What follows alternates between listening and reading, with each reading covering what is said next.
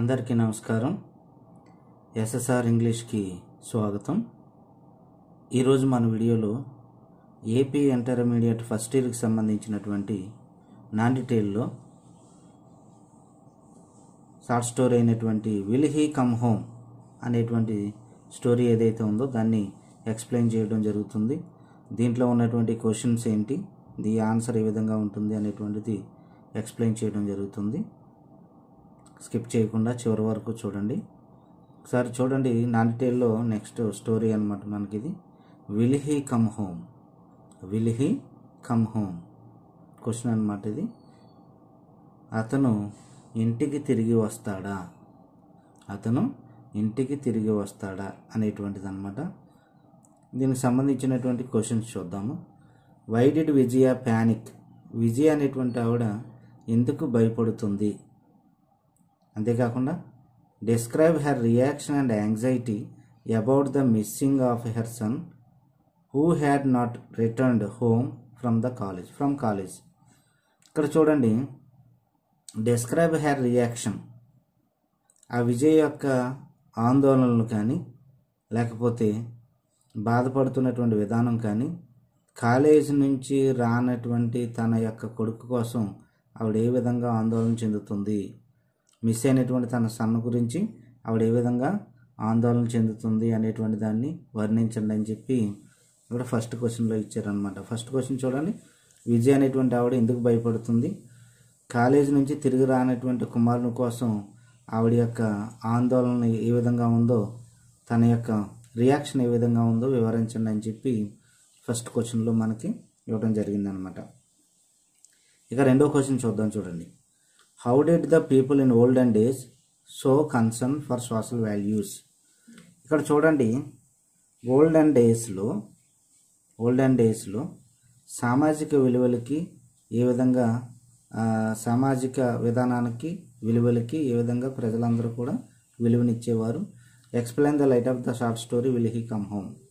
అంటే ఓల్డెన్ డేస్లో సామాజిక విలువలు ఏ విధంగా పాటించేవారో ఇప్పుడు ఏ విధంగా పాటిస్తున్నారు అనేటువంటి దాని గురించి ఇక్కడ ఈ క్వశ్చన్ అనేటువంటిది అడగడం జరిగిందనమాట. దాన్ని విల్ హీ కమ్ హోమ్ అనేటువంటి స్టోరీ ద్వారా వివరించండి అని చెప్పి రెండు క్వశ్చన్లు దీంట్లో ఇవ్వడం జరిగిందనమాట.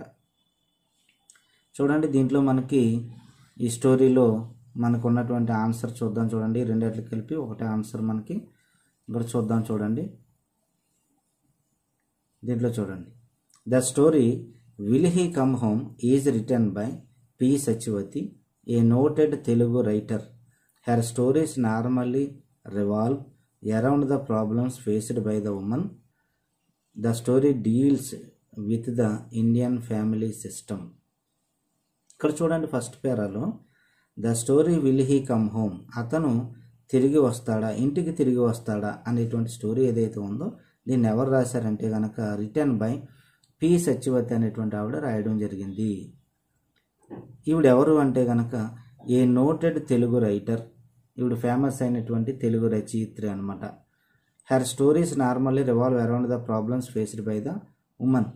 ఈవిడ రాసినటువంటి స్టోరీలన్నీ కూడా ఎలా ఉంటాయంటే, సమాజంలో స్త్రీ ఎటువంటి ప్రాబ్లమ్స్ని ఫేస్ చేస్తుంది అనేటువంటి విషయాల మీద ఈవిడ స్టోరీస్ అనేటువంటిది రాయడం జరుగుతుంది అనమాట ఎక్కువగా. అంతేకాకుండా the story deals with the Indian family system. ఇప్పుడు రాసినటువంటి స్టోరీ ఏదైతే ఉందో ఇది మన ఇండియా ఫ్యామిలీకి సంబంధించినటువంటి ఒక స్టోరీ అనమాట. ఇండియాలో ఉన్నటువంటి కుటుంబాలు ఏ విధంగా ఉంటాయి, వాళ్ళ యొక్క ఫ్యామిలీ యొక్క అనుబంధాలు ఏ విధంగా ఉంటాయి, వారి యొక్క రియాక్షన్స్ ఏ విధంగా ఉంటాయి, పిల్లలతో ఆ తల్లిలకు ఉన్నటువంటి అటాచ్మెంట్ ఏ విధంగా ఉంటుంది అనేటువంటి విషయాలు ఈ స్టోరీలో మనకి చెప్పడం జరుగుతుందన్నమాట. చూడండి, ఫస్ట్ పేరాలో మనం చూస్తే ఈ స్టోరీ అనేటువంటిది పిల్లోడు ఇంటికి తిరిగి వస్తాడా అనేటువంటి స్టోరీ ఏదైతే ఉందో పి సచివతి అనేటువంటి ఆవిడ రాసింది. ఈవిడ ఎవరంటే కనుక ఫేమస్ అయినటువంటి తెలుగు రచయిత్రి. ఆవిడ ఎక్కువగా స్టోరీస్ అనేటువంటివి ఆడవాళ్ళకి సంబంధించినటువంటి ఆ ప్రాబ్లమ్స్ గురించి ఎక్కువగా ఆ స్టోరీస్ రాస్తూ ఉంటారు. ఈ స్టోరీ అనేటువంటిది ఇండియా ఫ్యామిలీ సిస్టమ్ అనేటువంటి దాని మీద ఏ విధంగా ఉంటుంది, ఆ వ్యవస్థ, ఆ సిస్టమ్ యొక్క వ్యవస్థ ఏ విధంగా ఉంటుంది అనేటువంటిది ఈ స్టోరీ అనేది మనకి వివరిస్తుంది అనమాట. ఇది ఫస్ట్ పేరాలో. నెక్స్ట్ సెకండ్ పేరా చూద్దాం. Earlier, the existence of joint families helped the members to deal with the problems easily. There was a good support system from the elders. With the changing trends, the family structure changed from joint family to the nuclear family type. People become selfish and self-centered. The members are alone and have to deal with problems all alone. ఇక్కడ చూడండి ఏమైందంటే ఇక్కడ earlier the existence of joint families helped the members to deal with the problems easily. అంటే గతంలో పాతకాలంలో ఏమయ్యేదంట, joint families అనేటువంటి ఉండేవి. అంటే కుటుంబంలో అందరూ కూడా కలిసి ఉండేవారు అనమాట. అంటే పెద్ద కుటుంబాలు ఉండేవన్నమాట. సరే ఏమైందంట, helped the members to deal with the problems easily.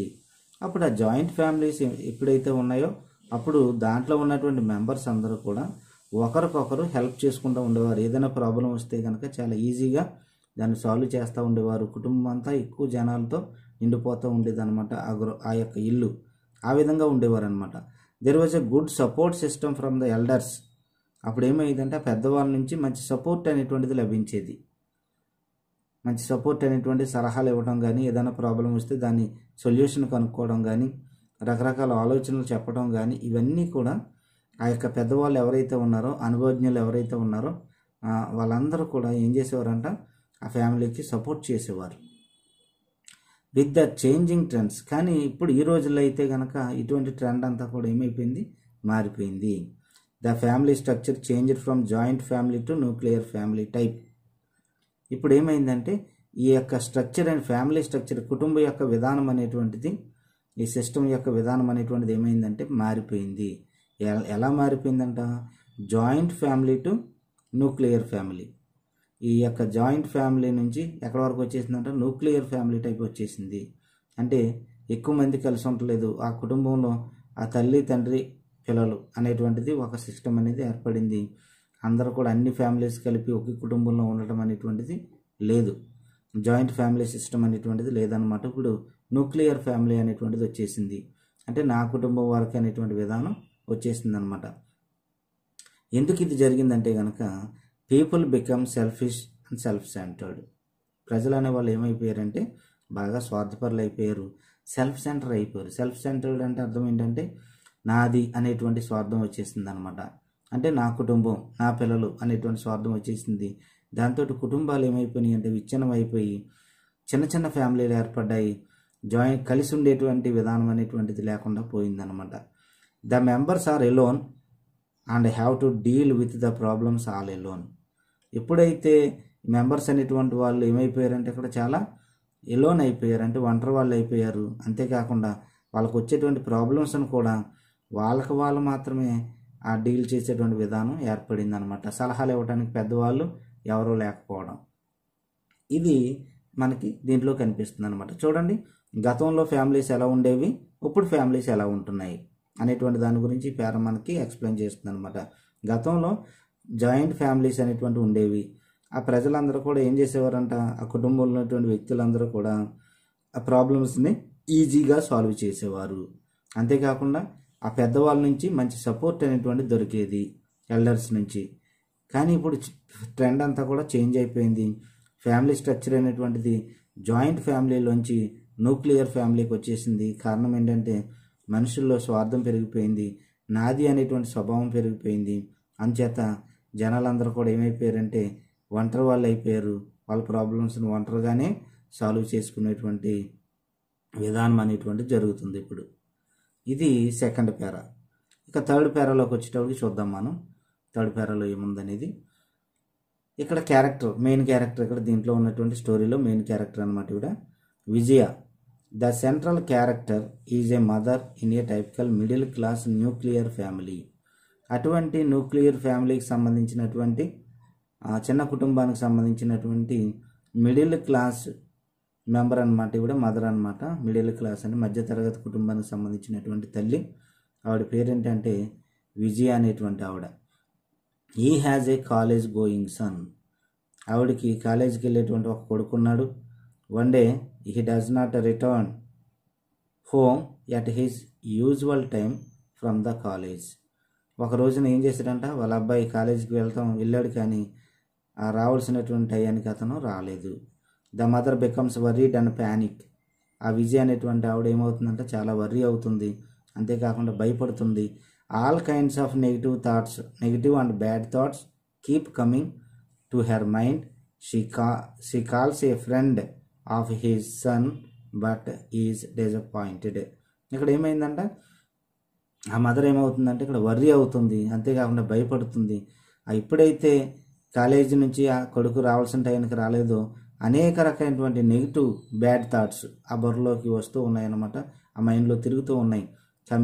Coming to her mind అనమాట. అంటే అనేక రకాలైనటువంటి విషయాలు, సీరియల్లో ఉన్నటువంటి విషయాలు, సినిమాల్లో జరుగుతున్నటువంటి విషయాలు, అంటే కిడ్నాప్లు కానీ లేకపోతే మర్డర్స్ కానీ లేకపోతే యాక్సిడెంట్ కేసులు కానీ సీరియల్లో చూస్తూ ఉన్నటువంటి కేసులన్నీ కూడా అటువంటి విధానం అంతా కూడా తన మైండ్లో తిరుగుతుందన్నమాట. ఏమైపోయింది మా పిల్లోడికి అని చెప్పి అనేక రకాలైనటువంటి ఆలోచనలు తన మైండ్లో తిరుగుతున్నాయి అన్నమాట, బ్యాడ్ థాట్స్ అనమాట ఇవన్నీ కూడా. అంతేకాకుండా she calls a friend for his son but is disappointed. ఆవిడ తన స్నేహితులు ఎవరైతే ఉన్నారో వాళ్ళందరికీ ఫోన్ చేసింది, కానీ అక్కడ నుంచి ఏ విధమైనటువంటి రెస్పాన్స్ అనేటువంటిది జరగలేదన్నమాట. ఇది ఈ పేరాలో మనకు కనిపిస్తుంది. చూడండి, ఈ పేరాలో ఏముందంటే కనుక విజయ్ అనేటువంటి ఆవిడ మిడిల్ క్లాస్ మధ్యతరగతి కుటుంబానికి సంబంధించినటువంటి ఒక తల్లి అనమాట. ఈవిడ కూడా న్యూక్లియర్ ఫ్యామిలీకి సంబంధించిన ఆవిడ. అయితే ఈవిడికి కాలేజీకి వెళ్ళేటువంటి ఒక కొడుకున్నాడు. అతను కాలేజీకి వెళ్ళి రావాల్సినటువంటి టయానికి తిరిగి రాలేదు. ఎప్పుడైతే కొడుకు తిరిగి రాలేదో తల్లి బాధపడుతుంది, వర్రీ అవుతుంది, భయపడుతుంది. అలా భయపడుతూనే ఆలోచన చేస్తే కనుక తన మైండ్లోకి అనేక రకమైనటువంటి నెగిటివ్ అలాగే బ్యాడ్ థాట్స్ అనేటువంటివి తన మైండ్లో తిరుగుతూ ఉన్నాయి. కానీ తన ఫ్రెండ్స్ అందరికీ ఫోన్ చేసింది, కానీ ఏ విధమైనటువంటి ఫలితం అనేది రాలేదు అక్కడి నుంచి. ఇక్కడ చూడండి, ఇది దీంట్లో కనపడేది. నెక్స్ట్ వచ్చేటప్పటికి దీంట్లో చూడండి, Vijaya's grandmother Savitramma on the other hand remains calm and confident. She tells Vijaya that her son will be safe and nothing will happen to him, but Vijaya continues to worry and cry continuously. ఇక్కడ చూడండి, ఆ ఇంట్లోనే వాళ్ళ అమ్మమ్మ గారు ఉన్నారనమాట. ఆవిడ పేరేంటంట సావిత్రమ్మ. ఈవిడికి 87 years అంట. సావిత్రమ్మ అనేటువంటి ఆవిడ కూడా ఉంది. ఆవిడ ఎవరంటే అండ్ విజయాస్ గ్రాండ్ మదర్ అనమాట, విజయ్ యొక్క అమ్మమ్మ అనమాట ఈవిడ. ఆవిడ ఏం చేస్తుందంటే రిమైన్స్ కామ్. ఈవిడేమో బోర్మని ఏడుస్తుంటే కనుక వాళ్ళ అమ్మమ్మ ఏం చేస్తుందంటే చాలా కామ్గా ఉంది, అంతేకాకుండా ఎలా ఉంది, కాన్ఫిడెంట్గా, చాలా నిశ్చింతగా ఉందన్నమాట, ఏమీ పట్టనట్టుగా ఉందన్నమాట. She tells Vijaya that her son will be safe, nothing will happen to him. ఆవిడ చెప్తుంది అనమాట, నువ్వు కంగారు పడకు, మీ కుమారుడు ఎక్కడికి వెళ్ళిపోడు, తిరిగి వస్తాడు, వాడికి ఏం సంభవించదు, నువ్వు కంగారు పడక అని చెప్పి, సేఫ్గానే వస్తాడు ఇంటికి అని చెప్పి ఆవిడ సముదాయిస్తుంది అనమాట. అంటే ఇక్కడ మనకి ఏం కనిపిస్తుందంటే ఎల్డర్స్ అనేటువంటి వాళ్ళు ఎవరైతే ఉన్నారో వాళ్ళు ఏ విధంగా కాన్ఫిడెంట్గా ఉన్నారు అనేటువంటి విషయం మనకు కనపడుతుంది.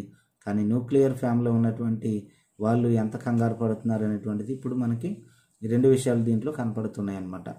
ఇక్కడ అంత ఏజ్ ఉన్నటువంటి ఆవిడ కూడా ఏం చేస్తుందంటే చాలా కాన్ఫిడెంట్గాను కామ్గాను ఉంది. అంతేకాకుండా ఆ విలపిస్తున్నటువంటి విజయతోటి ఆవిడ చెప్తుందనమాట, నువ్వు కంగారు పడకు, ఇబ్బంది పడకు, నీ కొడుకు తిరిగి వస్తాడు అని చెప్తుంది. కానీ but Vijaya continues to worry and cry continuously. కానీ విజయ మాత్రం ఏం చేస్తుందంట, తను బాధపడటం మానలేదు, కానీ ఏడవటం కూడా మానలేదు. ఆ విధంగానే ఏడుస్తూ ఉంది, బోర్ను విలపిస్తూ ఉందన్నమాట. ఇది పేరాలో మనకు కనిపిస్తుంది. నెక్స్ట్ పేరాలో చూద్దాం మనం. The night passes waiting for the son but he does not return. In the morning when the door bell rings hope takes wings as the mother thinks that her son has returned. The story ends here. ఇక్కడ చూడండి ఏమైందంట, the night passes waiting for the son but he does not return. ఆ రాత్రి అంతా కూడా అలాగే గడిచింది, కానీ తన కుమారుడు ఎవరైతే ఉన్నారో కుమారుడు తిరిగి రాలేదు. మార్నింగ్ వరకు అలాగే ఉందంట, ఏడుస్తూ ఉంది. ఆ మార్నింగ్ ఏమైందంట, ఆ డోర్ బెల్, ఆ కాలింగ్ బెల్ అనేటువంటిది మోగింది. మోగగానే ఈవిళ్ళు ఆశల రెక్కలు కట్టుకుని వెళ్ళిపోయింది, మా కొడుకు వచ్చేసి ఉంటాడు అని చెప్పి ఆ తలుపు దగ్గరికి వెళ్ళి తలుపు తీసిందంట. కానీ హెర్ సన్ హ్యాజ్ రిటర్న్. కానీ తన కొడుకు మాత్రం రాలేదు. The story ends here. ఇక్కడ స్టోరీ అనేటువంటిది ముగింపు జరుగుతుందన్నమాట. The reader do not get to know whether Vijaya's son has finally returned or not. కానీ చదివేటువంటి పాఠకుడికి ఈ చివరికి వచ్చేటప్పటికి మనకి ఏం తెలుస్తుందంటే ఇక్కడ విజయ్ యొక్క కుమారుడు ఫైనల్గా చివరిగా అతను తిరిగి వచ్చాడా రాలేదనేటువంటి విషయం మనకి ఇక్కడ క్లారిటీ అనేది లేదనమాట. ఈ విధంగా స్టోరీ అనేటువంటిది ఇక్కడతోటి ముగుస్తుందన్నమాట. The story ends in a suspense. Story అనేటువంటిది సస్పెన్స్లో ముగుస్తుందన్నమాట. కుమారుడు తిరిగి వస్తాడా పిల్లడు తిరిగి వస్తాడా అనేటువంటి దాంతో ఈ స్టోరీ అనేది మనకి ముగుస్తుందన్నమాట. చూసారు కదా ఈ పేరాలో ఏమేమి ఉన్నాయనేది ఒకసారి బ్రీఫ్గా ఎక్స్ప్లెయిన్ చేస్తాను చూడండి. The story will he come home అనేటువంటిది పిల్లాడు తిరిగి వస్తాడా ఇంటికి తిరిగి వస్తాడా అనేటువంటి స్టోరీ పి సత్యవతి అనేటువంటి ఆవిడ రాసింది. ఆవిడ ఎవరంటే ఫేమస్ అయినటువంటి తెలుగు రచయిత్రి. ఆవిడ రాసినటువంటి స్టోరీలు ఆడవాళ్ళకి సంబంధించినటువంటి ప్రాబ్లమ్స్ గురించి చుట్టూ తిరుగుతాయంట. అంటే వాళ్ళకి సంబంధించినటువంటి ప్రాబ్లమ్స్కి ఎక్కువగా ఆ స్టోరీలు అనేది రాస్తూ ఉంటుంది ఈవిడ. అంతేకాకుండా ఈ స్టోరీ అనేటువంటి దేని గురించి తెలియజేస్తుందంటే ఇండియన్ ఫ్యామిలీ సిస్టమ్ సంబంధించినటువంటి విధానాలతోటి స్టోరీ ముడిపడి ఉంది. సెకండ్ పేరాలో చూడండి, గతంలో జాయింట్ ఫ్యామిలీస్ ఉండేవి, ప్రజలందరూ కూడా కలిసి ఉండేవారు, అనేక రకాలైనటువంటి కుటుంబాలన్నీ కూడా ఒకే ఫ్యామిలీగా ఉండేవి, చాలా ప్రాబ్లమ్స్ అన్నీ కూడా చాలా ఈజీగా వాళ్ళందరూ కూడా సొల్యూషన్ కనుక్కునేవారు. అయితే అక్కడ ఉన్నటువంటి పెద్దవాళ్ళు ఆ ఫ్యామిలీకి చాలా సపోర్ట్ చేసేవారు, సలహాలు ఇచ్చేవారు ఆ ఫ్యామిలీకి. కానీ ఇప్పుడు ఆ ట్రెండ్ అంతా మారిపోయింది, ఫ్యామిలీ స్ట్రక్చర్ చేంజ్ అయిపోయింది, జాయింట్ ఫ్యామిలీలోంచి న్యూక్లియర్ ఫ్యామిలీకి వచ్చేసింది, ప్రజలందరూ కూడా స్వార్థపరులు అయిపోయారు. అంతేకాకుండా నాది అనేటువంటి స్వభావం వచ్చేసింది, మెంబర్స్ అందరూ కూడా ఫ్యామిలీ మెంబర్స్ అందరూ కూడా లోన్లీగా తయారైపోయారు. అంతేకాకుండా వాళ్ళ ప్రాబ్లమ్స్ని లోన్లీగానే పరిష్కరించుకోవాల్సిన అవసరం ఉంటుందన్నమాట. ఈ విధంగా తయారైంది సిస్టమ్ అనేది. ఇక మూడో పేరాలో మెయిన్ క్యారెక్టర్ ఈ స్టోరీలో మనకి విజయ్ అనేటువంటి ఆవిడ మధ్యతరగతి కుటుంబానికి సంబంధించినటువంటి న్యూక్లియర్ ఫ్యామిలీకి సంబంధించినటువంటి ఒక తల్లి. వాళ్ళకి కాలేజీకి వెళ్ళేటువంటి ఒక సన్ ఉన్నాడు. యాజ్ యూజువల్గా కాలేజీకి వెళ్ళి తన కొడుకు కాలేజీ నుంచి తిరిగి రాలేదు. అయితే ఆ మదర్ ఏం చేస్తుందంటే భయపడిపోయింది, వర్రీ అవడం మొదలుపెట్టింది. అనేక రకమైనటువంటి నెగిటివ్ థాట్స్ అనేటువంటి బ్యాడ్ థాట్స్ తన మైండ్లో తిరుగుతూ ఉన్నాయి, ఏదో జరిగిందనేటువంటి విధంగా. వాళ్ళ ఫ్రెండ్స్ అందరికీ ఫోన్ చేసింది, కానీ ఆ ఫోన్ దగ్గర నుంచి ఏ విధమైన సమాధానం అనేది తన గోరు గురించి రాలేదన్నమాట. ఇది నెక్స్ట్ పేరాలో మనం చూస్తే విజయస్ గ్రాండ్ మదర్ సావిత్రమ్మ అనేటువంటి ఆవిడ ఆ ఇంట్లోనే ఉంది. విజయ్ యొక్క అమ్మమ్మ. ఆవిడకి 87 ఇయర్స్ అనుకున్నాం మనం. ఈవిడ ఎలా విలపిస్తూ ఉంటే కనుక ఆవిడ ఎలా ఉందంటే కామ్గాను కాన్ఫిడెంట్గా ఉంది. అంతేకాకుండా విజయతో చెప్తుంది, నీ కొడుకు సేఫ్గా తిరిగి వస్తాడు, అతనికి ఏమీ జరగదు, నువ్వు కంగారు పడకని సముదాయిస్తుంది. కానీ విజయ మాత్రం కంటిన్యూగా బాధపడుతూ ఏడుస్తూ ఉందన్నమాట. లాస్ట్ పేరాలో రాత్రి అలాగే గడుస్తూ ఉంది, కానీ తన కుమారుడు తిరిగి రాలేదు. ఆ మార్నింగ్ డోర్ బెల్ మోగింది, కుమారుడు వచ్చాడేమో అని చెప్పి ఆశగా తన తలుపు తెరిచింది, కానీ అతను తిరిగి రాలేదు. స్టోరీ అనేది ఇక్కడతో ముగుస్తుంది. లాస్ట్ లైన్ చూద్దాం. చదువుతున్నటువంటి రీడర్స్ ఎవరైతే ఉన్నారో వాళ్ళకి విజయసన్ ఫైనల్గా తిరిగి వచ్చాడా రాలేదా అనేటువంటి విషయం ఈ స్టోరీ చివరి ఎండింగ్లో మనకి సస్పెన్స్గా మిగులుతుందన్నమాట. ఈ విధంగా ఈ స్టోరీ అనేటువంటిది ఉంటుంది. మనం ఈ స్టోరీ అర్థమైతే కనుక ఈజీగా మనం అవసరమైతే దీంట్లో వాట్ ఈజ్ వాట్ అనేటువంటిది మనం అబ్జర్వ్ చేస్తే ఈజీగా మనం ఊహించి కూడా రాయొచ్చు. ఉన్నదన్నట్టుగా మనం ఇది చదివే రాయక్కర్లేదు, మనం ఆల్రెడీ ఇంగ్లీష్ మీడియమే కాబట్టి మనం ఈజీగా స్టోరీ అర్థమవుతే రాయొచ్చు అనమాట. ఇది 8 మార్కులకు సంబంధించినటువంటి ఆన్సర్. ఇది మనకి నాంటిటేల్లో ముఖ్యంగా ఒకటి ఇంజిన్ ట్రబుల్ ఒకటి, రెండవది విల్ హీ కమ్ హోమ్ ఒకటి, మూడవది మనకి లాస్ట్ లీఫ్ అనేటువంటిది. 3 ఖచ్చితంగా ప్రిపేర్ అయితే దాంట్లోంచి ఖచ్చితంగా ఒకటి రాయడానికి అవకాశం ఉంటుంది. కాబట్టి ఈ 3 ప్రిపేర్ అవ్వడం చాలా ఉత్తమం. ఎందుకంటే పేపర్ ఎలా ఇచ్చినా ఈ 3 ఆటల నుంచి ఖచ్చితంగా ఏదో ఒకటి వచ్చేటువంటి అవకాశం ఉంది. కాబట్టి ఈ 3 ప్రిపేర్ అయితే మనకి ఎక్కడ లాస్ అయ్యేటువంటి అవకాశం ఉండదు. కాబట్టి చూశారు కదా, ఈ స్టోరీ అనేటువంటిది ఏదైతే ఉందో ఈ వీడియో అనేటువంటిది మీకు అర్థమైంది అనుకుంటున్నాను. మీకు అర్థమైతే లైక్ చేయండి, షేర్ చేయండి. మీ ఫ్రెండ్స్ ఎవరైతే ఉన్నారో వాళ్ళకి షేర్ చేయండి, దీని ద్వారా వాళ్ళకి హెల్ప్ అవుతుంది. అంతేకాకుండా మా ఛానల్ ఇంకా సబ్స్క్రైబ్ చేయకపోతే కనుక సబ్స్క్రైబ్ చేయండి. మరిన్ని వీడియోలు మీకు అందించడానికి మాకు సపోర్ట్ చేయండి. Thank you friends.